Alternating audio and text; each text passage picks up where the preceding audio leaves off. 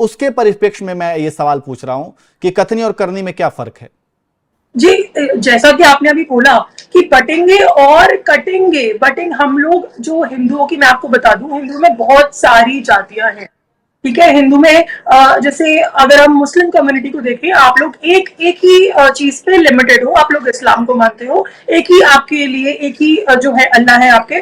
But अगर मैं हिंदू पे आ जाऊं तो हमारे बहुत सारे भगवान हैं। तो ये डिफरेंस आप देखिए, हमारी बहुत सारी जातियां हैं, बहुत सारे भगवान हैं। तो हर हम लोग जो हिंदुओं में हर चीज, जैसे जाट अलग, गुजर अलग, हम ब्राह्मण है ब्राह्मण अलग।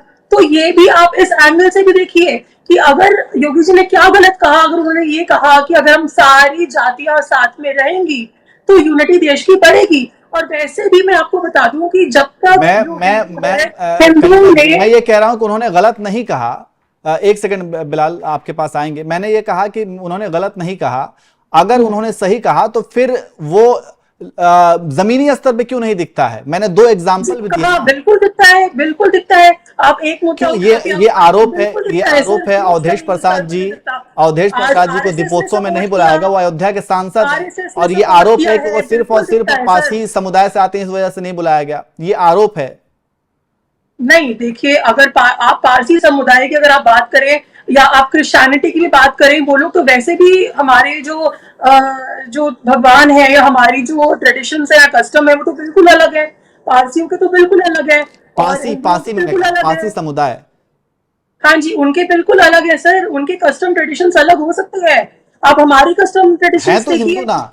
मैं ये कह रहा हूं हिंदू है ना वो। तो हिंदू हो सकते हैं सर, हो हिंदू हो या जो भी हो, उनके हो सकता है ट्रेडिशंस अलग है। या मैं एक आपको बीइंग अ पॉलिटिकल एनालिस्ट में ये भी बताना चाहती हूँ कि हो सकता है, क्योंकि बहुत सारे पॉलिटिकल इश्यूज जो है वो टाइम टू टाइम आते रहते हैं, हो सकता है कि किसी पॉलिटिकल इशू की वजह से ये चीजें रही हो।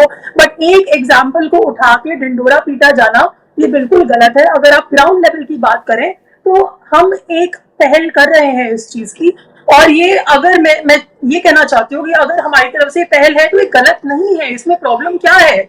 जिस तरह से अब ऐसा आप बोलेंगे कि ऐसा अगर अब दूसरी कम्युनिटी है, अगर उनमें कोई तकरार हो जाए या उनमें कोई प्रॉब्लम हो जाए तो इसका मतलब ये तो नहीं है कि आप लोग एक नहीं है, एक है, बिल्कुल है। और हमें उससे कोई प्रॉब्लम भी नहीं है, हम बिल्कुल सपोर्ट करते हैं इस चीज को। ये जो आपकी आइडियोलॉजी है वो आपकी है, नो प्रॉब्लम।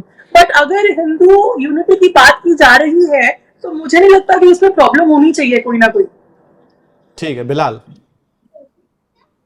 देखिए, इनकी जो राजनीति है वो लगातार वही बात स्टार्टिंग इनकी जो होगी ना, अगर इनकी डिक्शनरी से हिंदू, मुसलमान, अफगानिस्तान, पाकिस्तान, नफरत, मंदिर, मस्जिद ये अगर निकाल दो तो इनके पास अगर एक मुद्दा है तो बताइए।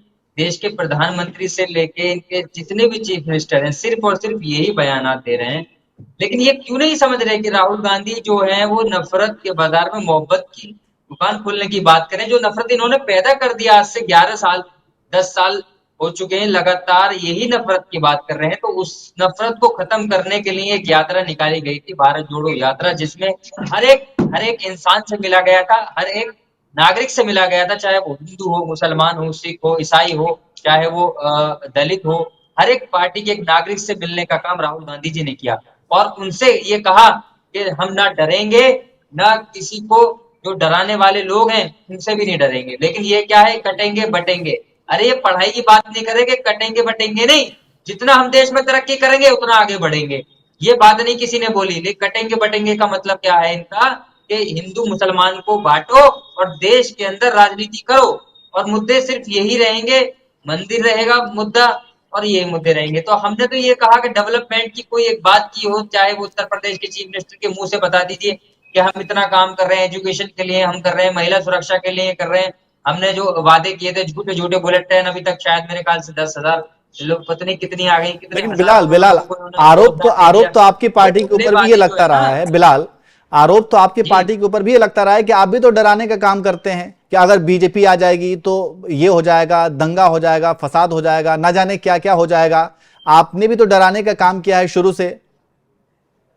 देखिए, हम लोगों को सच्चाई बताते हैं। जिस तरीके से बहराइच में इनका काम खुल गया ना, इनके ही नेता भाजपा के जो एमएलए हैं वहां के, उन्होंने ही इन्हीं की पार्टी के लोगों पे एफआईआर कराने का काम किया, कहा इन्होंने दंगा भड़काया था।